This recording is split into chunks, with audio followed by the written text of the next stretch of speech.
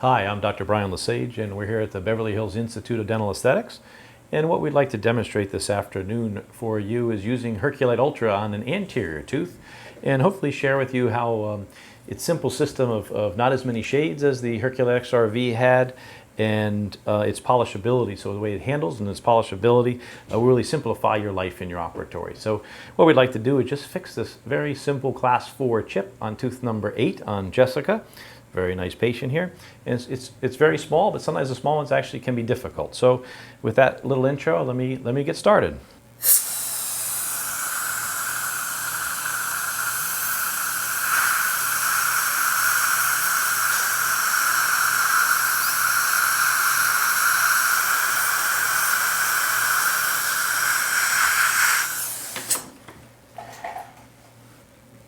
Okay, so I've put your classic 45-degree bevel on here, and you're all familiar with that. And then I do what I call a starburst bevel, or some people have called it a scalloped bevel, but I like to put a little starburst bevel to try to break up the light. And then in this procedure, we'll be basically putting down one shade of composite, and probably just because she has such translucency in this mesial corner on tooth number 9, obviously the tooth that we're trying to mirror, I'll probably have to put just a little bit of a second shade there in particular for this case because of her translucency. So but let's see how simple and easy really this goes. I like to use a little plumber's tape just to protect the adjacent tooth. And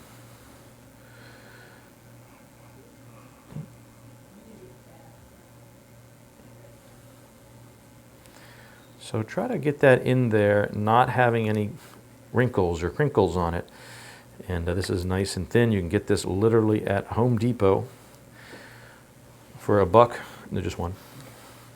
$1.40 for like 100 yards. So very inexpensive, simple stuff to protect the adjacent tooth while I go ahead and etch. This is pretty much all in enamel, maybe a tiny bit of dentin. So we're just using, 33, 35, 37% phosphoric acid etch. And dentin we'd only want to etch for a minute.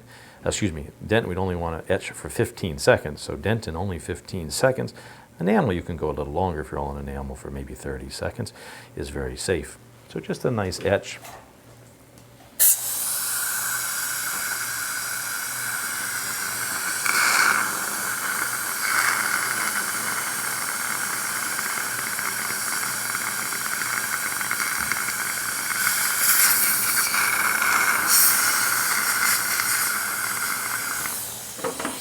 So I like to rinse the etch off very well.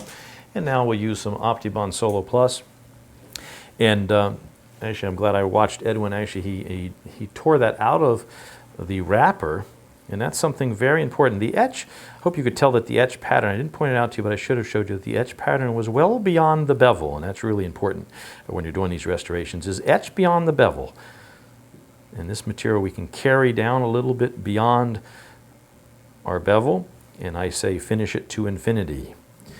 But you want to make sure that you open these wrappers up, okay, right on the spot. So don't open them up in your operatory and leave them open. Sometimes the assistants think they're being efficient by having them open up prior to using them, and that actually is going to change the chemistry a little bit. So keep them in the aluminum foil wrappers until you're going to use them.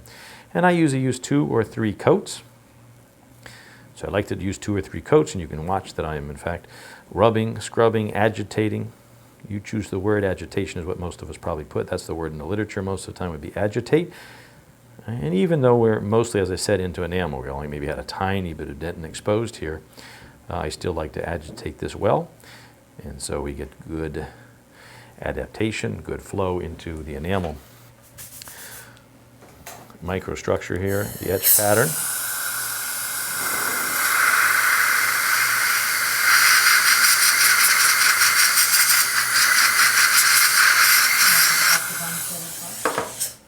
So that was Optibond Solo Plus that we just used there. Now we blew that. So the Optibond Solo Plus is a total etch, 1 bottle system. So it has the primer and bond in it. And that's why you need to blow it. You need to blow the solvent out of the primer. I've put in the literature that I call the primer a necessary contaminant. I think that's a nice way of describing it because it's necessary, but if you didn't blow it, the solvent would be a contaminant to your bonding system. So a necessary contaminant is what I like to call the primer. So we've primed and bonded the tooth with one bottle. That's why it's a total etch one bottle system. And go ahead and let light cure that. And now we're going to add just a very small increment of the Herculite Ultra. And some of the things that I hope you'll notice here is just how nicely it sculpts to the tooth. I'm using gentle touch, and how as I sculpt it, it stays where I've put it. And that's really, from a handling standpoint, that's what you certainly, I know all the clinicians are very aware, they're very aware that is what we'd like to have, is nice handling properties, but we don't want this material to slump. Give me just a little bit more. So you want to be able to put it, push it, get it where you want it, but then you want it to stay there. And that's the one nice thing that this Herculite Ultra does. Those that have used Herculite through the years, I've been a Herculite user for over 20 years, and Herculite is a stiffer material. And so you have to really push Herculite a little bit more, but it's still, Herculite has been on the market 25 years of proven technology, fabulous material. What they've done is put in some nanofillers in this, and hoping that because of the nanofiller particles in the Herculite Ultra, that borrowing from the same chemistry of Herculite, that will in fact have the great strength that Herculite has had through the years, but a little bit better handling properties, and a little better polishability would be nice, especially the maintenance of the polish. I would rarely today use Herculite on an anterior tooth, but certainly I use it on lots of posterior teeth. So this is, you can see that it's gone right where I wanted to put it. I'm extending a little bit off the edge, and it's just staying right there. So really nice quality, the way it handles and sculpts. And I'm going to leave just a little bit of room for I am going to put just a little bit of translucent down, even though it's not that far off. This I almost could get away without even putting any translucent down on this, to be really honest with you, but I want to make sure she has very translucent lining, those transition zones on her teeth, and I want to make sure I hit that. But you can see how just I lightly touch it, and it goes right where I want it and stays there.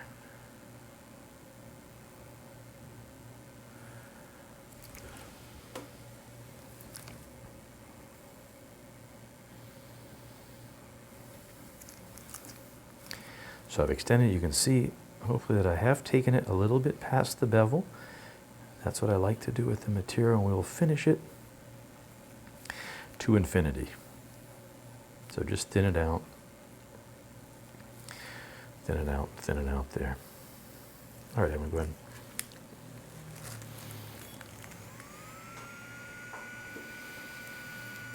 So now I'm using the demi light, which really is a very nice LED light.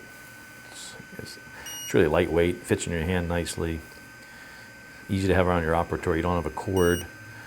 And we just put a nice sleeve on it here, keep it clean, safe between patients. It's got a small footprint of a battery pack, so to keep it charged, so you're not taking a lot of operatory space. It's a nice light. And now I'm going to use just a little bit of the incisal light shade, just the smallest amount here of a second layer. As I said, I probably could have got away with it really with one shade, and that's really was the design of the Herculite Ultra material, was to try to keep simplicity. They've cut down on the number of shades in the system versus the Herculite XRV, so trying to simplify the shades, don't make it so complicated, but still cover your basic shades that you need when you're doing your direct composites.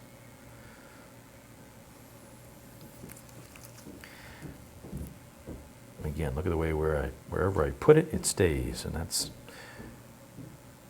what I like to see, and I think most dentists like to see when they're doing direct composites. Does the material stick to your instruments? And you can see it hasn't stuck to the instruments.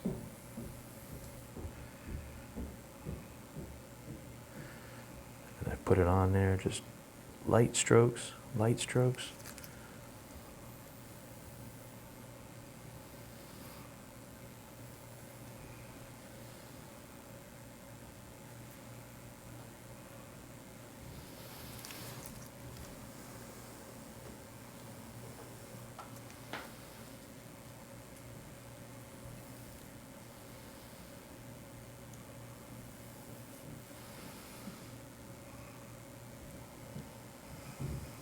Okay, so you can see, really just put on a very thin layer, second layer there, very thin amount.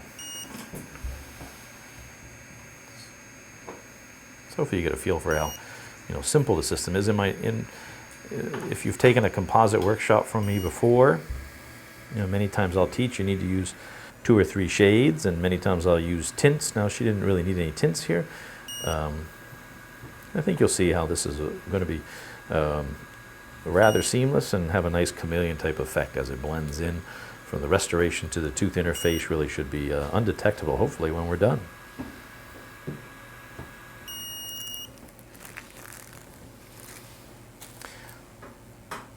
So I've set that. Now we've taken the orange light off and clear light and take out. Now, if you notice, this tooth was tucked a little bit behind the tooth number 8 before we started, and I've brought it out a little bit, so I'll probably compromise somewhere in the middle. So probably just compromise somewhere in the middle, just a little bit on this. So I'm going to use a disc system. So I'm going to use a disc system at this point, and you use whatever disc system you're comfortable with.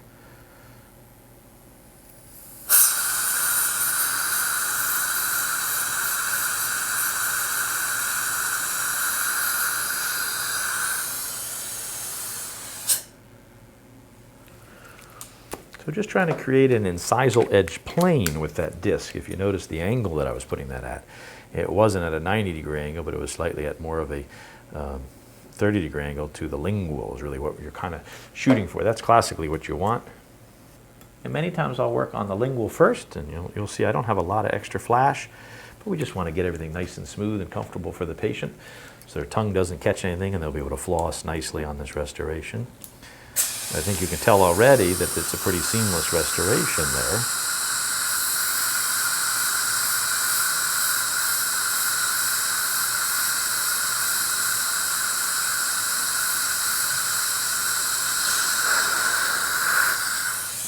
Okay. Let me see a piece of floss, Edwin, please.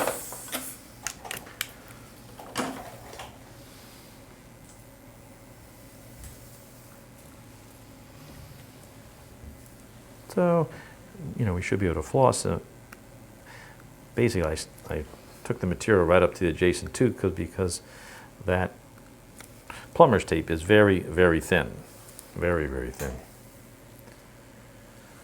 Let me have a medium disc. So I've gotten the incisal edge the way I want it, and the lingual pretty much the way I want it. Obviously, I'll need to check her occlusion here to confirm that. In the facial, you'll see how much time am I really going to spend finishing and polishing this. It really won't take that much time, and that's the idea. That was really what Kerr tried to accomplish with this restorative material. Was to make this material something that handled well and was very nicely sculptable and didn't slump, and then also had nice polishability. Certainly the maintenance of the polish is something that we don't have any long-term studies on. That's the only kind of disadvantage maybe, but I think in my hands thus far, it showed a lot of very nice promise here. And you can see my assistant is putting a little extra water on it.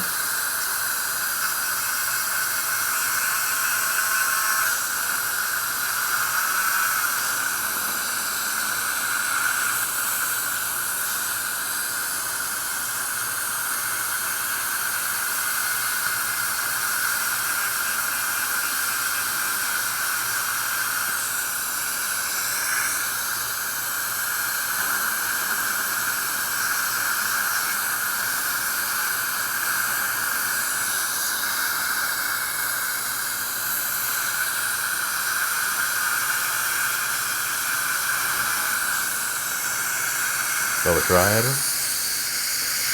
So look at that, really just with a medium disc, what we were able to really accomplish, which is really quite nice sheen to it already. Let me give you just a fine. So all I've done on the facial surface here is taken a medium disc to the facial surface, and now just a fine disc pretty much mirrors the luster of the adjacent tooth, that's what we're trying to do in dentistry. And that's quite a nice shine there.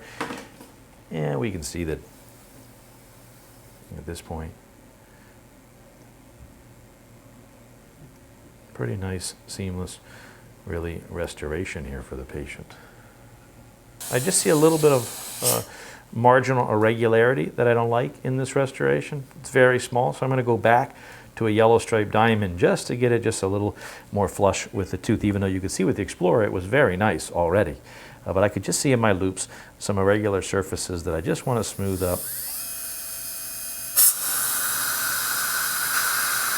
Little water, Edwin, please.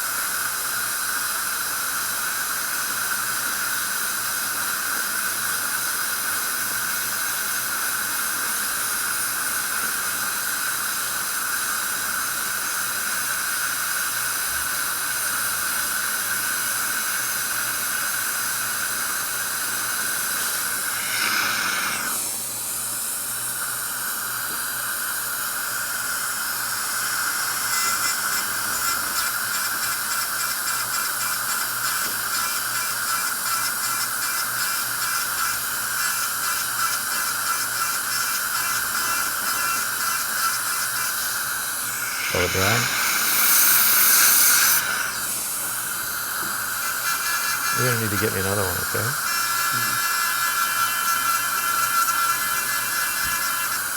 Okay. Yeah, give me the one yellow. So I think you can see how we really took this tooth with, certainly a small chip in it, all right? And put a small bevel and then etched and primed and bonded and then placed this Herculite Ultra. And the one thing I didn't point out earlier was that, that I was talking about it not slumping, that you could actually sculpt it and push it where you like it. So the sculptability, I think, is very nice. The fact that it doesn't slump is fabulous, but you also notice that it didn't stick to the instrument. And that's the most frustrating thing, is if you, get the material where you want it and all of a sudden, you're pulling the instrument away from the tooth and the material's coming with it. That's very, very frustrating. And then I think you can see, once I got the margins where I liked them with the red striped diamond, that really I took one medium disc, and I don't really care what disc system you use personally, and one fine disc, and that's really the polish that we got on that, which I think most of you consider very adequate. Let me show you what can be done with this if you really want to have some fun, and you have someone who has really very high luster in their teeth, that you take one of these goat hair brushes. It's a goat hair brush on the outside with a chamois on the inside, and that really will buff this very nicely. So I like to do it first with a little water, just a little bit of water, and then I'll do it dry with the composite polishing paste. And so a little bit of pressure with this initially.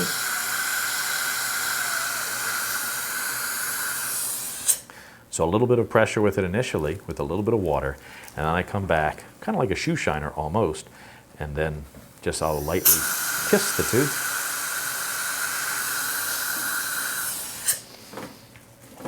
So, as I said, lightly do it with water the first time with composite polishing paste, and then I like to do it dry on the second time around, and then you can usually get a very nice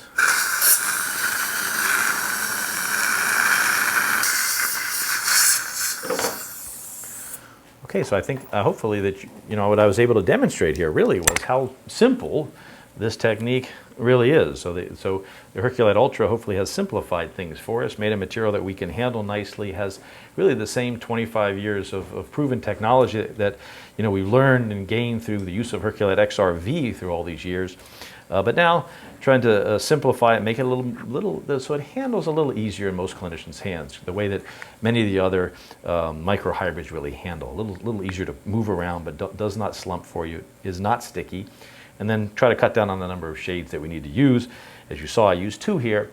Probably could have got away with 1, honestly, but I'm a little fussy sometimes. So I hope that you like really a nice polish. You saw I really only used a yellow striped diamond is what I used initially, just to get a little bit of contour, so a yellow striped diamond.